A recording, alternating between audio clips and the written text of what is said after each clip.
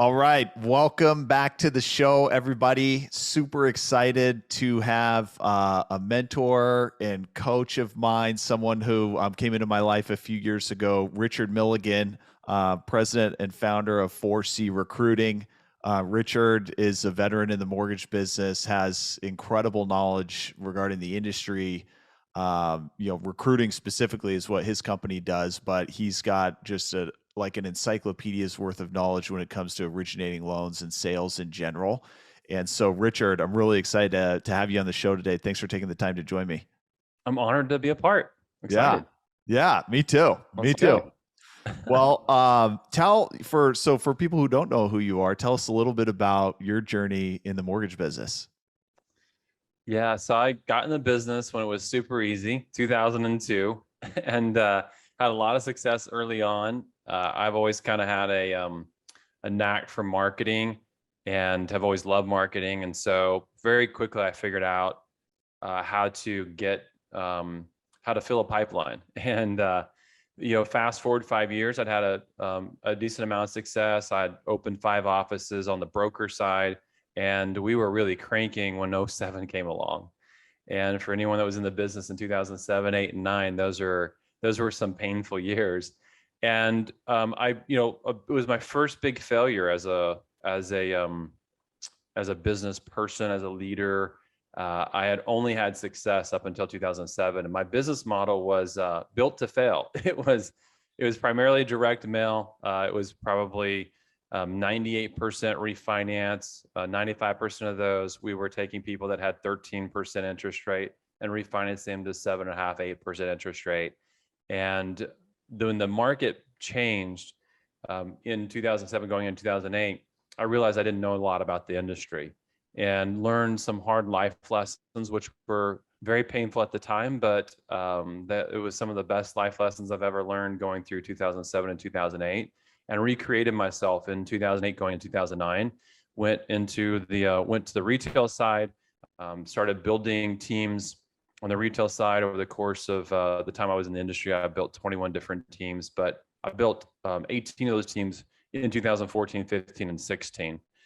And so I've been in every position. I was a producer, I was a branch manager, I was an area manager, I was a regional, I was a divisional, and I left the industry at the end of 2016 to start 4C Recruiting, which is a recruiting consulting coaching company. And that's what I've been doing for almost 5 years now. It's been 4.5 years I've been doing that. We focus on anyone that is a recruiting leader. So we do quite a bit of coaching in the mortgage industry, but it's not our only industry that we focus on. We coach several of the top teams at eXp Realty, Keller Williams.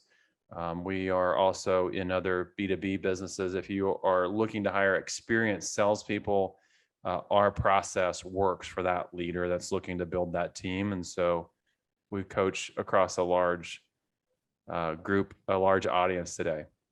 So that's my story. Mortgage industry, and now I'm still kind of in the mortgage industry. I can still talk the vernacular of it all, but I'm not in the mortgage industry. Yeah. Yeah. No, that's amazing. A couple things that pop out to me there. One, what like with you having experience having been on the broker side and the retail side, like what are the main differences that stick out to you? And what did you like about each of those sides of the business? What do you think about each of those sides of the business today? Because like I look at the landscape today, and it seems like more people are kind of going back to the broker side of the business. And so what are your thoughts there about broker or banker? Well, it has its benefits, and it has its pros and cons. The pros or for me personally, I'm very entrepreneurial. I mean, 4C Recruiting is my own company. I actually own a weather technology company. There's just something about the entrepreneur lane that I really come alive, like trying to problem solve it, creating ideas, turning them into something that is a product that someone would actually purchase. And so the broker side appealed to me because of that. It was quick to start up. It was easy to start up. Didn't require a lot of infrastructure. And I could make all of my own decisions. I could pull on whatever lever I wanted to at any moment to run my business a particular way that I wanted to run it. The con to it is that as I moved into retail, and I had worked in other corporate structures as well. I was in telecom, and I was in a leadership role at T-Mobile for a number of years. And so I've worked in the corporate structure. The benefit is that you've got all of the resources, all the structure, and you don't have those when you're on your own. So those can be seen as wins and losses either way. But the big thing that if you're in a more retail structure that you have is that you have someone who's actually searching out best tools, best practices, best processes, best systems, and allowing you to sit in the framework of that and operate. And so you only have a couple of things that you have to focus on. If you're the entrepreneur, I'm running my own business. I mean, I've got a lot of balls in the air right now that I wouldn't have in the air if I was just a leader inside the company. And that allows that person who's in retail to focus on only a couple of things, right? And to get very narrow in the things that they do. And there's actually a success principle in that, which is that the most successful people try to keep their lanes incredibly narrow, not really broad, right? It's like you can have all the balls in the air and be okay at all those things, or you can have a couple in there and be really great at those things.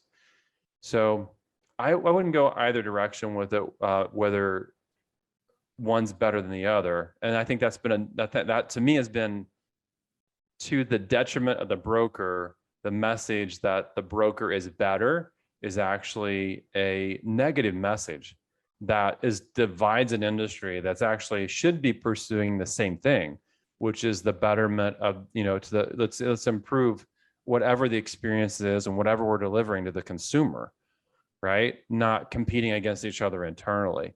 And so we're all better together. Yeah. That's really fascinating. I've been on the depository bank side, and then I've been in the independent mortgage banking side. I've never been on the broker side, so that's interesting to hear some insight there. Another thing I was thinking when you were telling us about your initial journeys, or about your journey, is that initially you were doing like direct to consumer marketing. And so, and you and I have talked a lot about building a social brand, and what the social platforms afford us today to get directly in front of people. But what do you think about direct to consumer business models versus referral relationship business models with specific key people who can refer you clients, or a mixture of the both? Like, what are kind of some of your thoughts there, just for those models, thinking about the origination business? As I study business, one of the things I've become aware of over the years is that the most successful businesses have multiple lead streams. They don't have one singular lead stream. I look back at I was a big lesson I had to learn was I was all direct mail. And I loved it, by the way, because at my heart of hearts, I'm a direct response marketer. Like, I could tell you how much money I was going to spend, and it was like how many calls I was going to get, how many we're going to turn into an application, we're going to turn into a deal, we're going to turn into money inside the company. And I love that model. But building a framework of more lead streams makes sense. If you're in the mortgage industry and you've got one referral partner that's a single builder or a single real estate agent or a single financial planner, that's not a very stable business. You're one bad deal away from being unemployed. Yeah. And so I think every business should look at building multiple lead streams, and not even just seeing like social media as a lead stream, but what LinkedIn's different than Facebook, is different than Instagram. And contextually, those platforms all operate differently. What works on one platform doesn't work on the other platform. Throw TikTok in there, Twitter in there as well. And I see all those as separate lead streams. So you need to have a separate strategy for each one of those. When you start thinking about lead streams in the mortgage industry, a big pivot for an originator right now is that purchase volume is down. Right, we have a lack of inventory. We have a rising rate environment. There's more cash available in the market to purchase because that's an advantage for certain people when they go to buy, or it can be an advantage when they go to buy. So more lead streams, yes, right. So it means that we need to expand our understanding of other things continually. I'm always looking to innovate, and that just simply means a lot of times that innovation in its purest definition is first to act, you're going to try some things that are just ideas that aren't going to work, that are going to fail, but you're going to try some things that are going to work incredibly well. And so I just even my own journey, go back to like 2014, I started really utilizing LinkedIn to recruit. And I had crafted a framework that I would follow inside LinkedIn that worked incredibly well. And it didn't work well forever, but it worked well for about 6 to 9 months. And I got to that because I was innovating. I was trying different things, right? So more lead streams for sure. Figure out what you need to do to build more lead streams. And that sometimes can be, in a vertical, and sometimes it's not, in the vertical. So it could be more real estate agents or more builders or more financial planners, or sometimes it means like all three of those. And what other places can I go to get business as well? Yeah. Yeah. I love that. Yeah. And just being willing to try new things and fail, to innovate, to like, if you're going to innovate and take on new ideas and systems, then some of them aren't going to work, but you've got to be willing to put some time in there and figure out what does work, and then, invest more resources into that. Right. Yeah. First to act a lot of times is first to fail, right? Yeah. It was already proven other people would be doing it. Yeah. So, I mean, I've tried all kinds of things on the recruiting side that have not worked. And I've tried some of the things that have worked have only worked in seasons, and some of those things have been evergreen ideas that still work today. But constantly being willing to try something new is what's really important, because we're evolving faster in terms of how we communicate and where we communicate, than we've ever have as a consumer today. Yeah. And being willing to try a new platform, a social platform, being willing to try a new messaging framework, being willing to think more systematic, like how do you have more touches in your process? How do you communicate certain things better? Those are all things that can be challenged, and we've got to challenge those today because the consumer is a moving target. Yeah. Yeah. Yeah. It feels like the more technology advances, the more rapidly things change. So you've got to be more on the ball to keep pace with those changes as they're coming at you. What? So you were really successful in the mortgage industry, like, specifically originating and managing and leading. What was your driving purpose to move away from that and into recruiting coaching? Why did you make that move and start 4C? I think as humans, as we continue to grow and continue to change, that where we find joy, where we find fulfillment can actually move. And when in my career, I was either a producer or a producing leader up until 2013. And the company I was with changed my compensation model. So I lost a bunch of compensation overnight. And I had to make a decision in that window. Do I continue being a producer leader or only lead? And I made a decision in beginning of 2014 to only lead and go all in on building teams. And so that decision itself was driven by the fact that I knew that I had grown my expertise, my knowledge, the things that I could give to people, that I knew I could really help a lot of people by just being all in on leading. And I found a lot of joy in that, a lot of fulfillment in helping others. You come to a place where money just doesn't motivate you anymore, right? Like, my story is that I grew up as the poor kid, and my financial blueprint of what is necessary has always been pretty low. And so beyond the money thing, like, you get to a place where you're successful, like the money need is met, you got to find other things to motivate you, or you'll just not be motivated. And one of the places I found a lot of joy and fulfillment and motivation was helping other people. So, get to the end of 2016, and I had some things happen in my career that were pivotal in making a decision to leave the industry and to start 4C Recruiting. 4C Recruiting, at a foundational level, was started because we wanted to help great leaders build teams.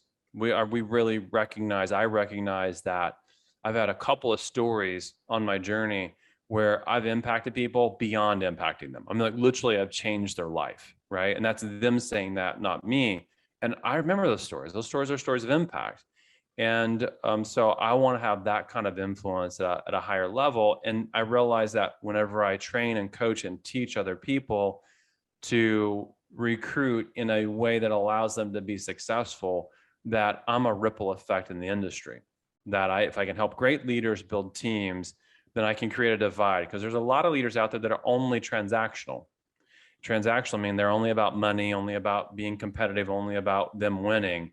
They're not really about anything else. And if you've ever worked for that kind of a leader, it's okay to do it for a season, but over a larger one of time, you want more than just to be doing that thing, whatever that thing is. You want to be more than just to be on a manufacturing line, producing a product, producing a transaction. And so for me, it's just a place where I find complete joy. I would do this for free. I really would, to be able to impact people and to share like the framework. Because I've worked really hard over the last 5 years to create a framework that now is a direct path, A to Z, for leaders to build teams, and to be able to see people go from that process. Where I had a conversation on Saturday. I was flying back to my hometown from Seattle. I was speaking at an event. Had a couple hours in the airport. I started texting some people that I've impacted over the last 5 years. And one of those messaged me back and said, "Hey, you want to jump on a call?" I was like, "Sure." So I jumped on a call with him. He's hired 33 people in Q1. Okay. Wow. That's unheard of. Right. And he says, the best part is that I actually have 10 people that have already signed offers for Q2. Okay. And this was, April 9th, I think, of last week. So and this was a person when he came that he was having awful results, was like, even considering, am I in the right space? Am I in the right lane? And to go over a short one of time from that person to that person, because I gave him a plan and a path and was able to guide him through that path. I mean, that's just that the impact that I can have at that level is so much more fulfilling than having any size of paycheck. So I think it comes down to that, like us measuring, where are we passionate? Where do we find joy? And going more towards that. It's like one of the things I ask people when I'm coaching them, where do you see some of your giftings? And I had a guy this last week that messaged me. He didn't really understand why I was asking the question, what are your giftings?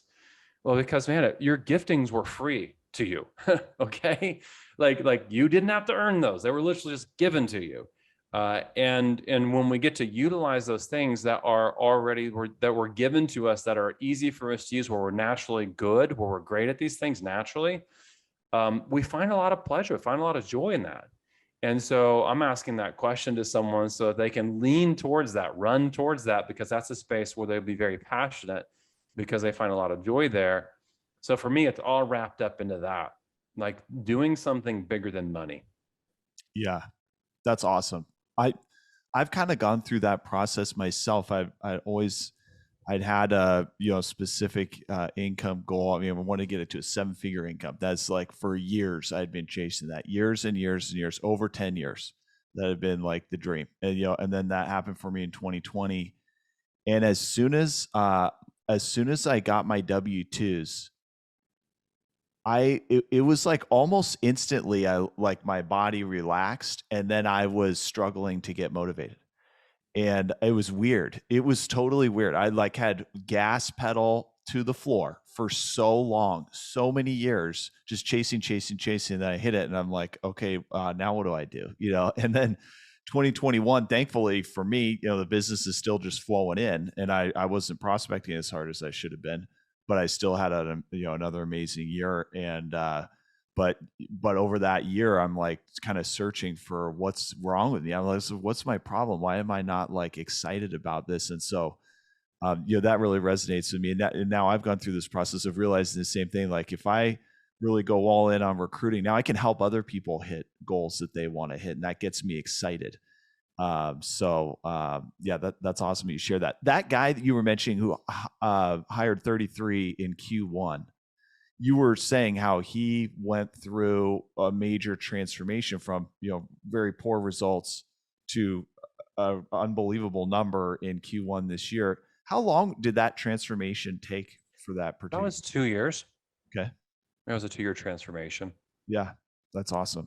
I mean, so it requires a lot of work to make a transformation like that. But if you think about it, 2 years in this like grand scheme of a career that's really fast too, because that probably was a gradual, like, it wasn't just all of a sudden after 2 years he started seeing results. It's like, it's built and built and built, right?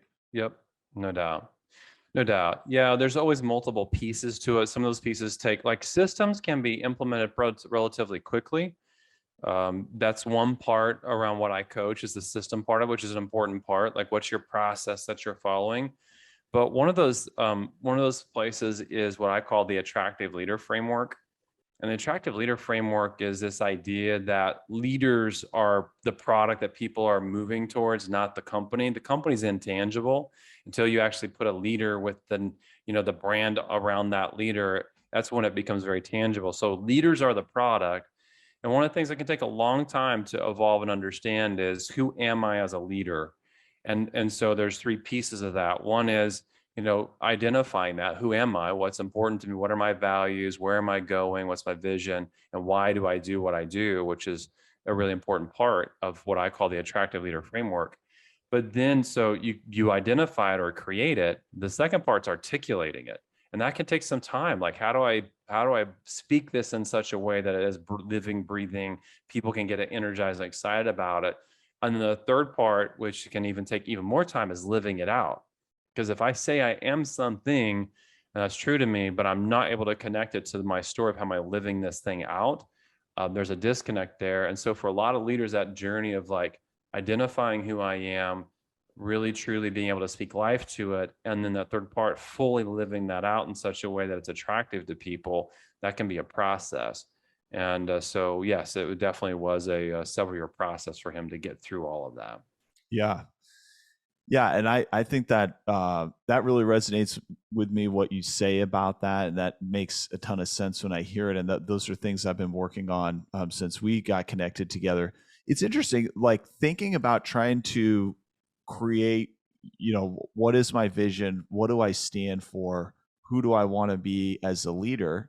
I've actually kind of struggled with that a little bit, trying to like think through those things and figure out what is it that I'm about. So what do you suggest for people who, when they're first trying to think about it, maybe these are things they haven't thought about before, like how do they begin that conversation with themselves to start identifying that? Well, we talk about the three big things in recruiting: our core values, which is who I am; my vision, which is where we're going, which is what we call the seat of desire. People get excited when you talk about where are we going on a vacation, like, so that's a vision.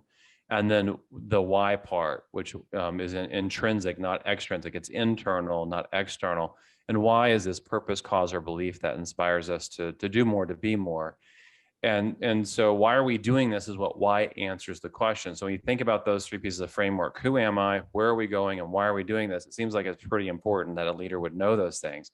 But no one ever comes up to you and goes, hey, let me tell you the importance of vision and attracting people. Most times we talk about vision as the importance in, like, creating direction in our own life, right? Not being able to speak life to something of where we're going for other people to get energized about it. So most people have that big aha. The core value part that you're referencing, those are our actions, they're our behaviors. So we just have to, a lot of times, asking people around you, like, what do you say? What do you see as being true of me? A family member, a spouse, a friend, co-workers, a leader that you are aligned with. What are some of the things that you see in me? And they're because there are actions, right? It's like, my wife is she is an organizer in our heart of hearts. And we go on walks around the neighborhood all the time. And when we go on walks together, it cracks me up because she can't walk by a wet newspaper on the driveway without picking it up. And I'm not talking about our driveway. I'm talking about other people's driveways, right?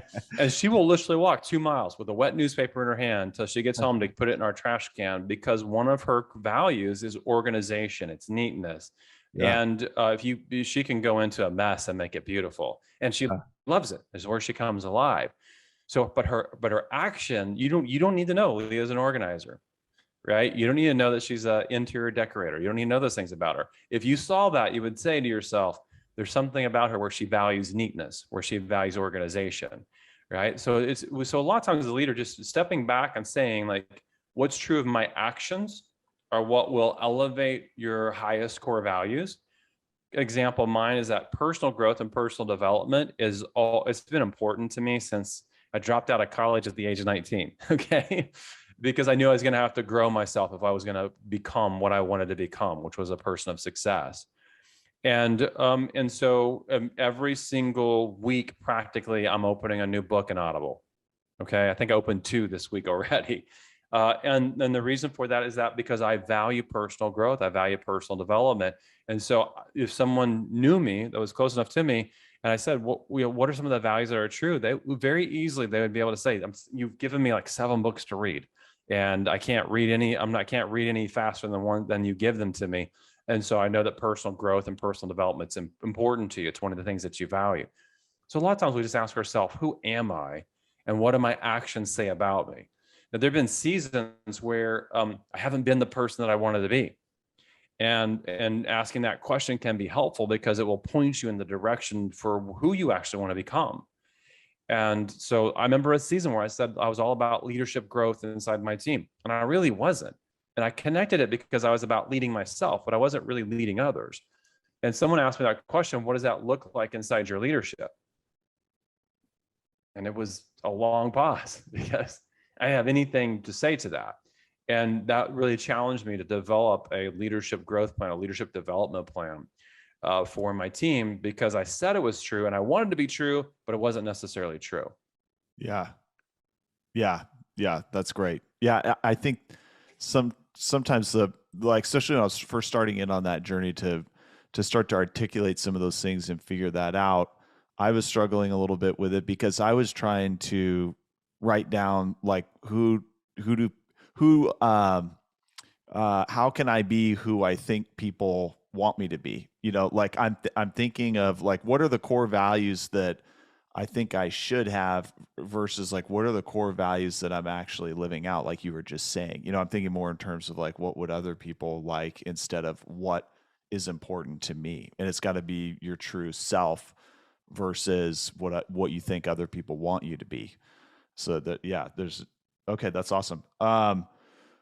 With your business, so one of the things I think is really cool with your company is you guys are 100% virtual. You've got employees, scattered across the country, in different states, and you've set up a really amazing virtual workspace that your company operates within.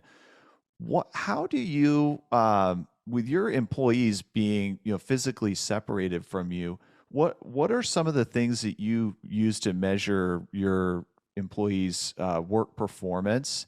And I think this is so important for leaders to hear and for originators to hear as well, because I think having a team is like one of the absolute top keys to getting to a high level of success as an originator, because there's so much to do.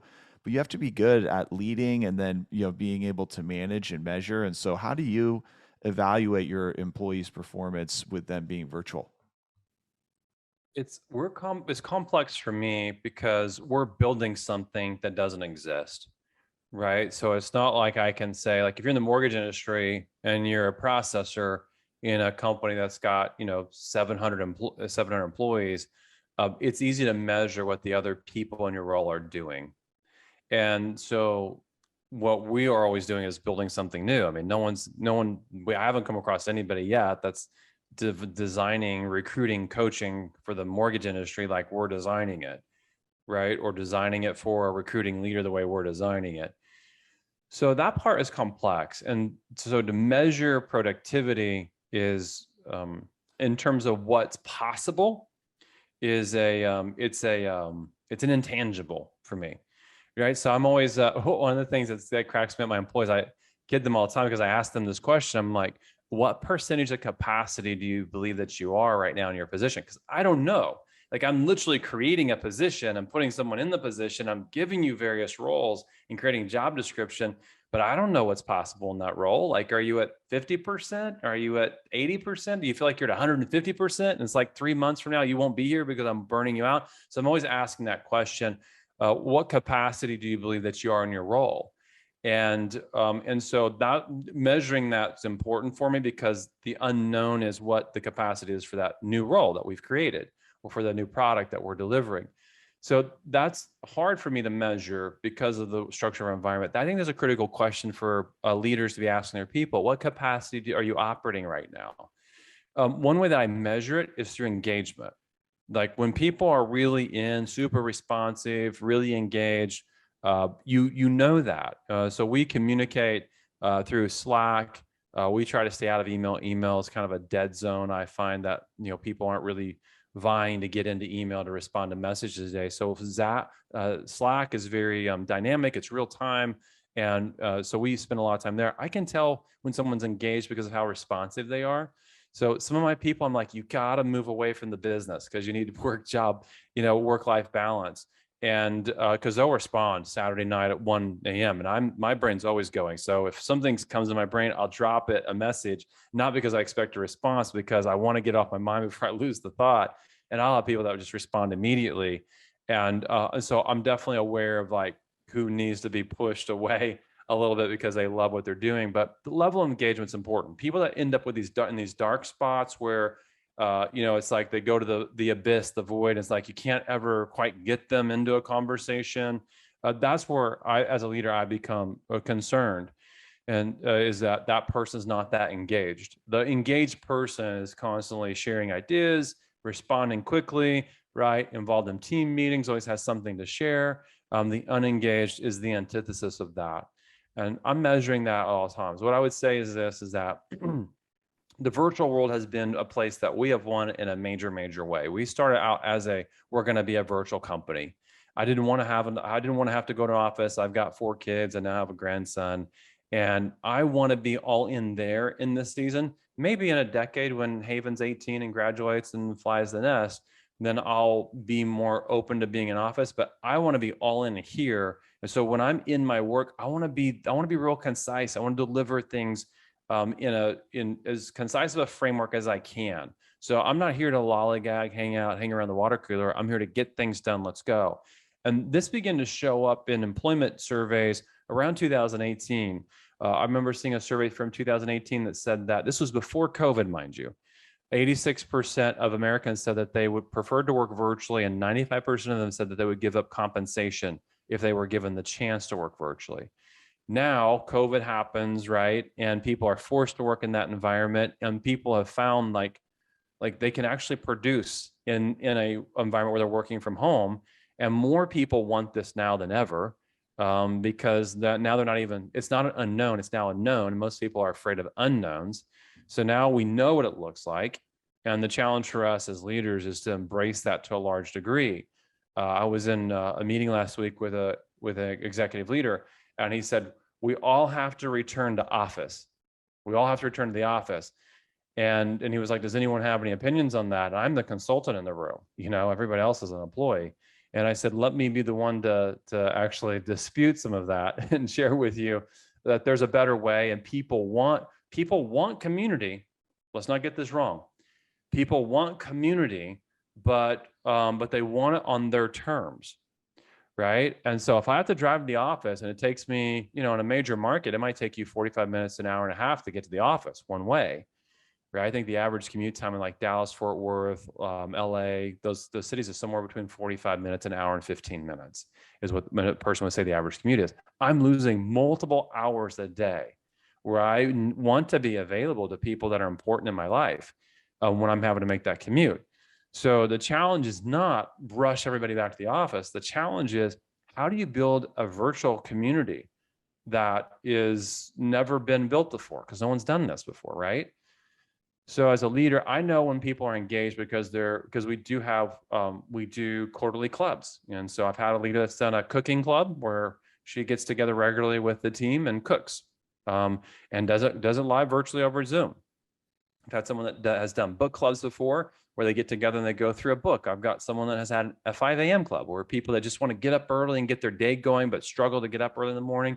And they're willing to do it now because they've got a community of people that will meet them there.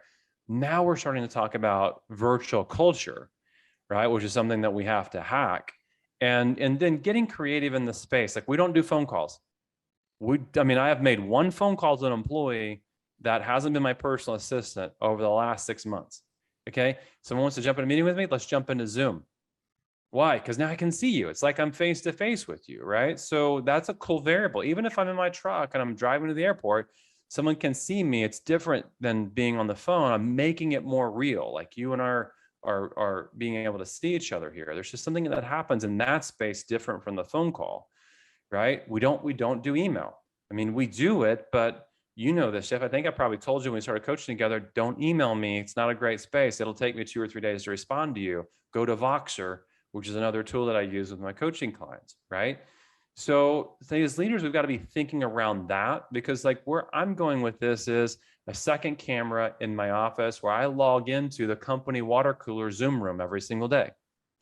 And so that now people know that someone else is in the company doing something, and they can show up and wave and say hi. Even while I'm sitting here doing this with you, they could do that. So we've got to start thinking like that, as leaders, to embrace this virtual component, because I think that people can be more productive, which is hard for me to measure. Yeah, but what I can tell you is that last year we doubled revenue. The year before we doubled revenue, right? I don't know, a lot of companies that are like touting doubling revenue year over year in the virtual space. I'm not trying to measure exactly what's being done in the day to day as much as I'm trying to measure the greater result. And how engaged someone is and how much they love what they're doing matters to that. That's awesome. Yeah, I love the engagement piece. I'm thinking back to, whenever I've had an employee resign, sometimes that's can be kind of a surprise. You're not sure, but like when I think back, one of the things I notice in those weeks leading up to a resignation is engagements going down, or even in those months leading up to a resignation. But I haven't really thought about that, like put a pin on that. And what you're saying kind of is like brings some clarity to that. So that makes a lot of sense. Um, and you're empowering, like you're thinking, by thinking about the bigger result, like that's, ultimately like the most important is like, where's the company going? And so you're knowing that if your employees are engaged and the company is doing well, then they're performing well. So that's like more macro level of thinking from a management perspective, which is interesting. What do you think? It's kind of like a two-part question, but what do you see as the biggest changes in our industry moving forward?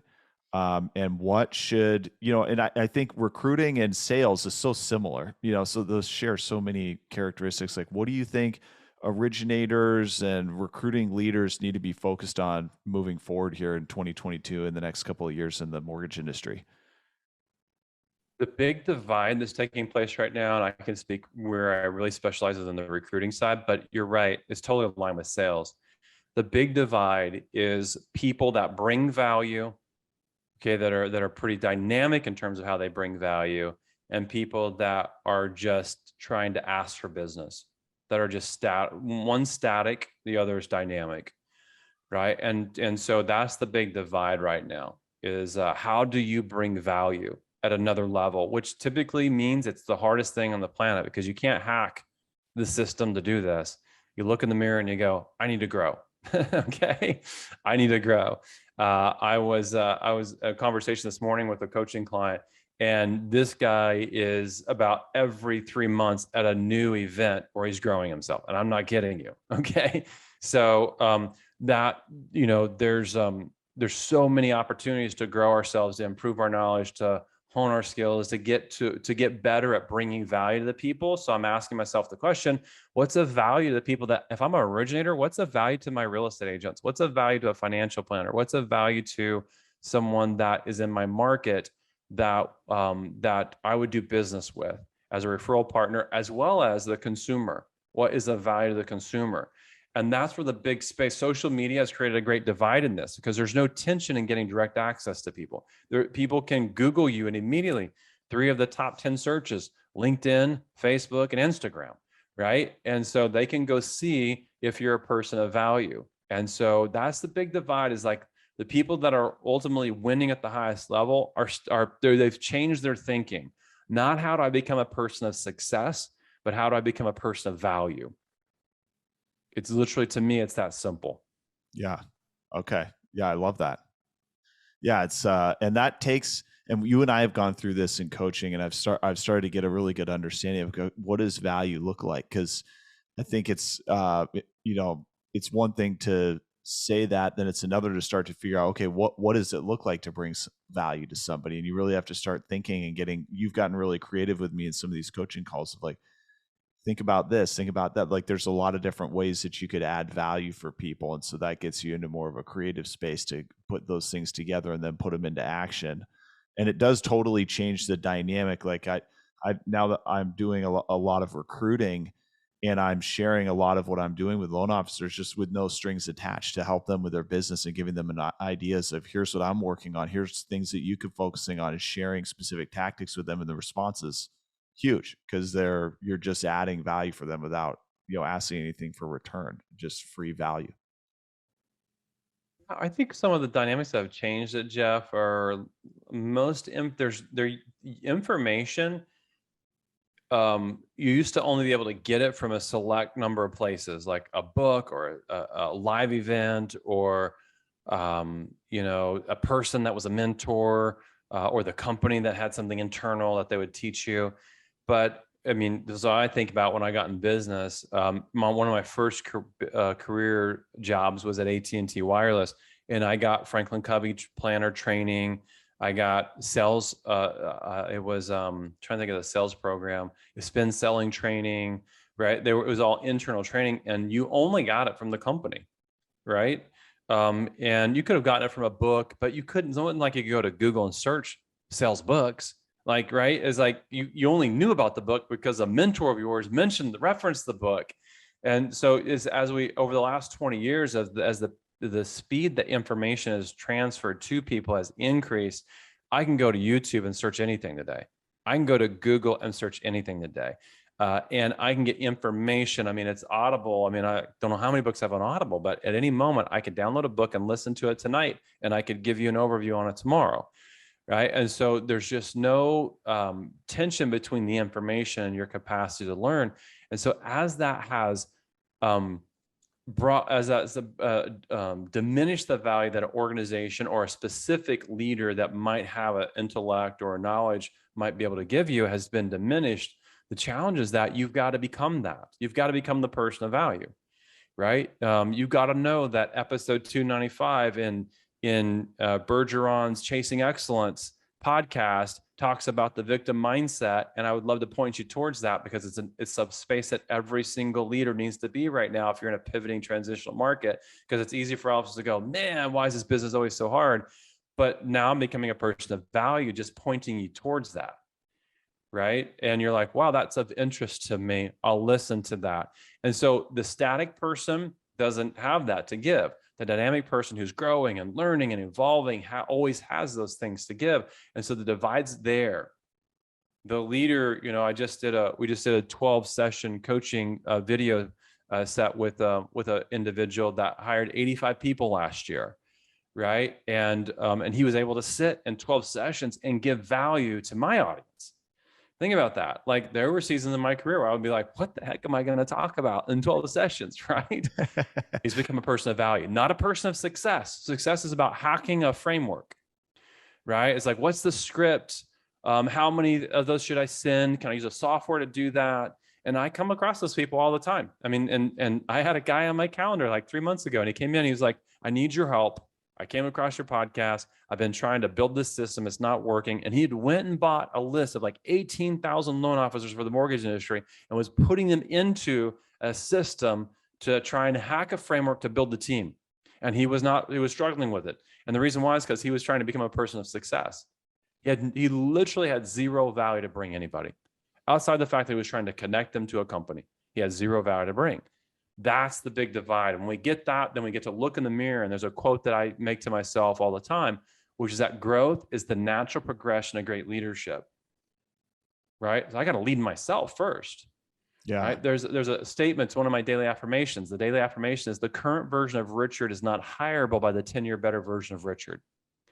That's me. I have to become the person of value.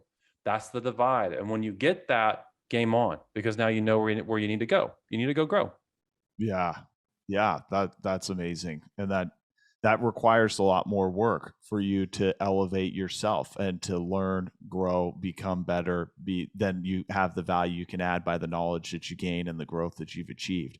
But you can't add that value, you can't give that knowledge without taking the time and effort to achieve the growth for yourself. This is literally in the data. The average CEO to read somewhere between 60 and 70 books a year. Okay, that's crazy. The average CEO, this is a person running a company, is reading 67 books a year. The average 7-figure Earner is somewhere between 35 and 42 on surveys, Wow. right? Wow. And so that's the divide, right? Wow. It's improving our knowledge. It's becoming a better version of ourselves. Yeah. Okay, that's awesome. Um, one final question. So I like to ask this to everybody on the show. I'm big on like systems and processes and following a routine, creating a good set of habits and then letting those habits help you to achieve more and do more that you want to do. What's one system or process you have either in your personal life or in your business that you feel like has really been a game changer for you? Oh, yeah, this is a pretty simple one, but it is a system. I call it transition zones. Anytime I'm transitioning from one thing to another thing that's important to me, I map a plan around that transition. A lot of times it's like 3 minutes max. But for example, when I leave my office, I actually have a home office. When I leave my home office and I go to my family, that's a transition zone. And so because you just can't pivot from one the next. It's an important aha for leaders to have, because most leaders that are trying to build teams, they'll pivot from the fire of whatever it is that they're putting out and immediately pivot to, now I've time blocked my recruiting efforts and now I'm recruiting. And that little window of time, how you show up, okay, in the what's next matters. And you can carry negative energy with you for long windows of time. We're all doing hard things at some level. That's why we get paid, is to solve problems, right? That was T. Harv Eker said that in The Millionaire Mind. He said that our paycheck is a direct reflection of the number of problems that we solve in a day.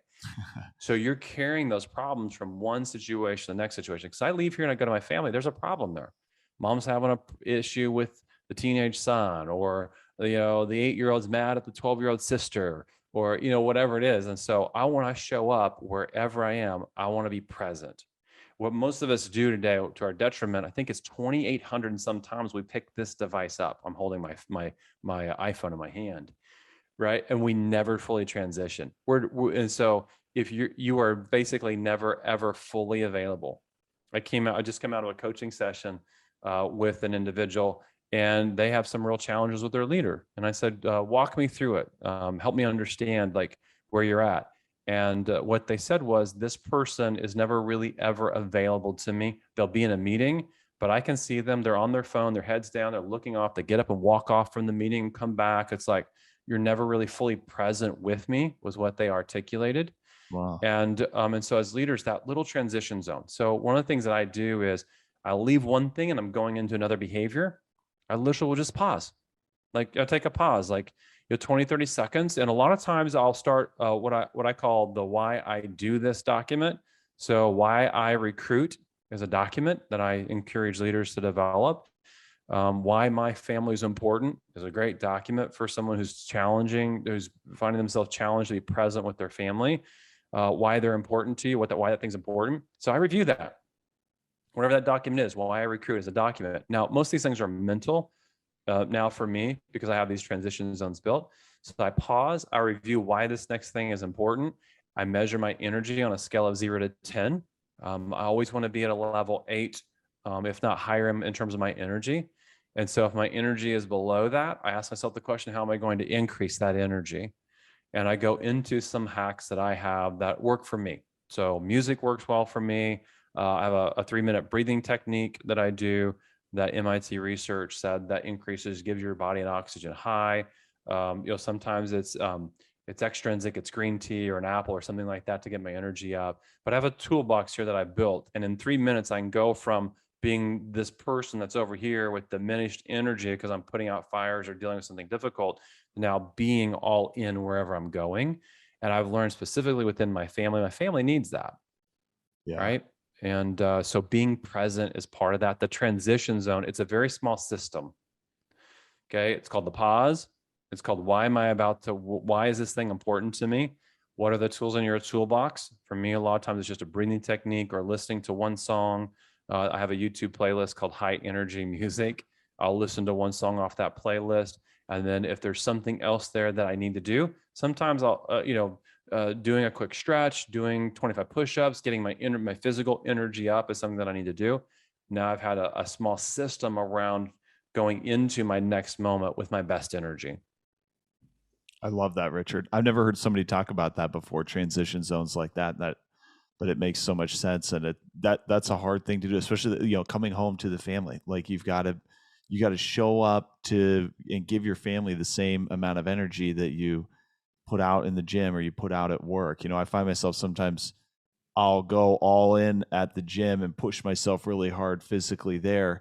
And then when I'm home at night, my kids want to wrestle. It's like I'm too tired. So, but why that, but that makes no sense. I've got to give the full effort at home with my family as well. And to everybody that I interact with, because those are subtle differences that people pick up on, like that leader who you mentioned, the issue with their leader not being engaged. Those are subtle things that create a lot of erosion in relationships with people. So well, awesome, Richard, thank you so much for taking the time. I know you're a really busy guy, and I've learned so much from you, gained so much value from you. You're a very important mentor for me, and appreciate everything you've done and sharing your wisdom here on the show. Yep. I appreciate you having me, Jeff. Always enjoy Absolutely. our time together. Yeah, thank you.